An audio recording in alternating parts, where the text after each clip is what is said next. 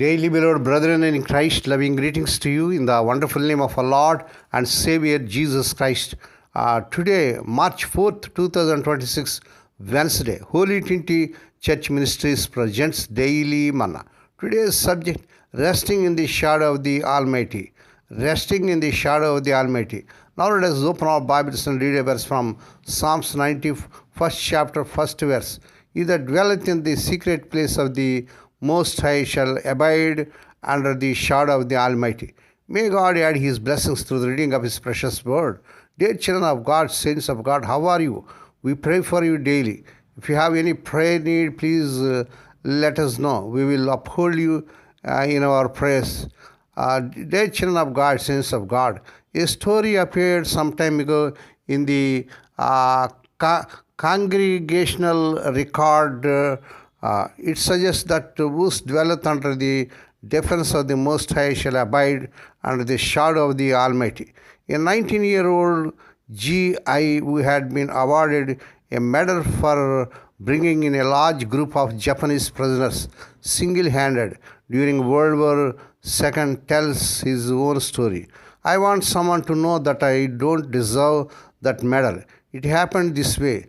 I was captured by the Japanese with 5 of my pals. We were marched through the jungle with the bayonets at our backs.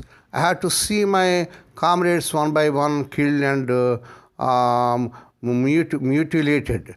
I said the 23rd Psalm. I said the Lord's Prayer. Die I must, but I determined not to let my captors see my fear.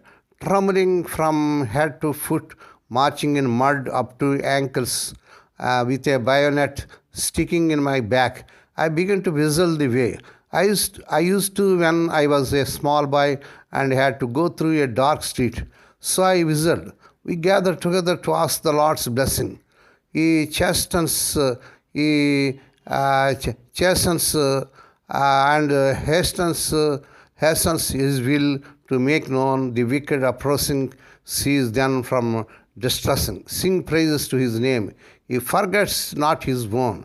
Suddenly I became aware that someone had joined me in my whistling. It was my Japanese captor. He too was whistling the hymn. Soon I felt his gun fall back into place. He walked beside me then, and suddenly I jumped when in perfect English he said to me, I never cease to wonder at my magnificence of Christian hymns. And a few minutes talk revealed that the Japanese soldier had learned English in a mission school, to which I had contributed to my Sunday school days. The Japanese boy spoke of war and how the Japanese Christians hated it. We both agreed on the power of Christianity and what would happen if people really dared to live it. And then we began to talk of our families and our homes. Finally, at the suggestion of the Japanese, we knelt in the mud and prayed for suffering humanity around the world and for His peace that passeth understanding among all men on earth. Praise God. When we arose, He asked me if I could take him back as a prisoner to the American headquarters. He said that it was the only way that he could live up to his Christianity and thus help Japan to become a Christian nation.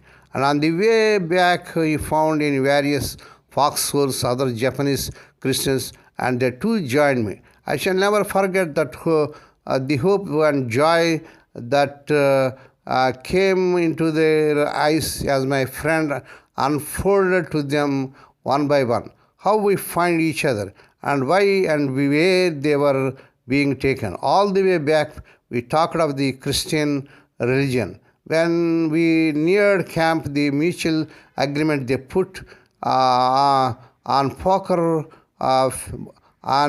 faces and somber looks, and I, gun in hand, marched them into camp. So you see, I don't deserve a medal for the most wonderful experience in my life.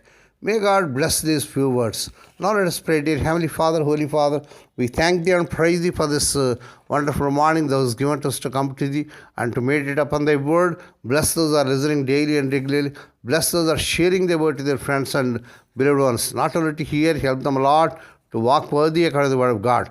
Lord, we pray for those who are celebrating their wedding anniversaries and birthdays today. Lord, bless them and crown them, Lord, with the air of mercy, grace, and gladness. Perform a new thing in their life.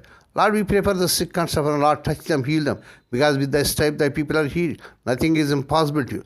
We ask the Lord that this week the non-priority may be given employment beyond their eligibility. Lord, we pray let the unmarried youngsters get married in this month they desire. In Lord Jesus' powerful name. Lord, we pray for the children as they are going out and coming in throughout this day. Deliver them from all dangers and accidents. Give them safe journeys. We commit all these things into the mighty hands. We ask them, giving the thanks in the wonderful name of our Lord and Savior Jesus Christ. Amen. The Lord bless and keep you. The Lord make his face to shine upon you and be gracious to you. The Lord lift up his countenance upon you and give you peace. Amen.